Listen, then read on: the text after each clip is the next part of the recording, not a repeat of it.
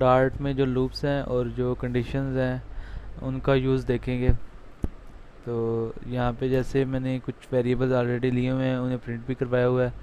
तो यहाँ पे हम पहले कंडीशंस देख लेते हैं। इफ़ कंडीशन, इफ़ जैसे इज़ मेल, यहाँ पे अगर तो मेल है तो मैं यहाँ पे कहता हूँ कि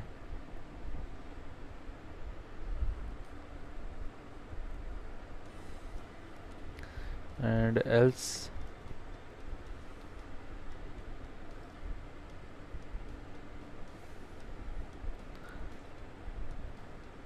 आई एम फीमेल। ये कंडीशन लगी है, मतलब कि अगर तो कंडीशन ये ट्रू है तो वो यहाँ पे आ जाएगा, ये वाली ये एग्जीक्यूट होगी लाइन और इस चीज़ को वो इग्नोर कर देगा। अदरवाइज़ ये प्रिंट हो जाएगा और ये फर्स्ट वाली लाइन इग्नोर हो जाएगी। अभी रन करते हैं।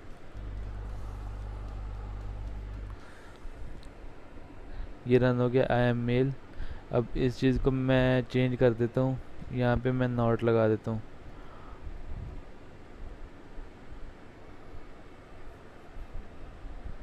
आई एम फीमेल, मतलब कि अगर तो ये इज़ मेल उसका रॉन्ग होता है, मतलब मेल फीमेल वो मतलब कि उल्ट हो गया अब इस टाइम। अब इसी चीज़ को हम कंडीशन, लेकिन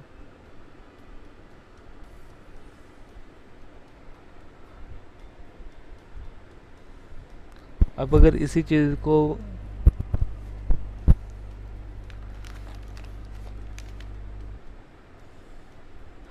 अब अगर इसी चीज़ को टर्नरी ऑपरेटर से करें तो वो कुछ इस तरह से होगा कि इज़ मेल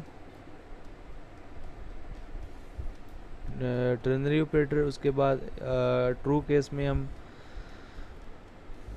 इस चीज़ को प्रिंट स्टेटमेंट के अंदर ले आता हूँ। Print is male then I am male, और otherwise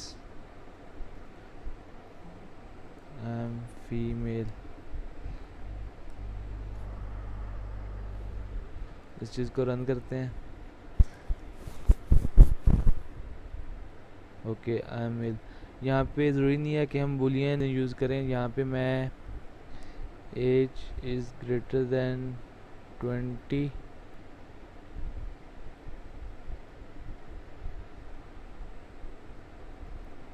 I am not teenager, I am teenager. तो इस केस में हम अगर एग्जीक्यूट करते हैं तो ये जब ये कंडीशन मीट करेगी, ये कंडीशन ट्रू हो जाएगी, उस केस में ये जो फर्स्ट वाला पार्ट है, कॉलन से पहले पहले वाला पार्ट, वो एग्जीक्यूट होगा, वो रिटर्न हो जाएगा और वो एक स्ट्रिंग जो कि प्रिंट को पास हो जाएगी। अदरवाइज़ सेकंड वाली स्ट्रिंग पास हो जाएगी प्रिंट को। अभी रन करके देखते हैं। ओके, ये कंडीशंस थी। उसके बाद लूप की बात करें तो मैं यहाँ पे इसे 10 कर देता हूँ और यहाँ पे for simple for loop use करते हैं। Age is less than, age is greater than 0, age plus plus. ये सिंपल हमने लूप स्टार्ट किया और प्रिंट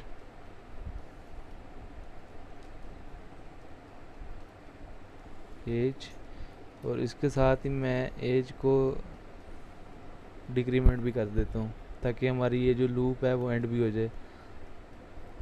सॉरी, डिक्रीमेंट यहाँ पे करने की ज़रूरत नहीं है, यहाँ पे हम डिक्रीमेंट कर देते हैं ताकि ये जो लूप है वो एंड भी हो जाए। तो यहाँ पे मैं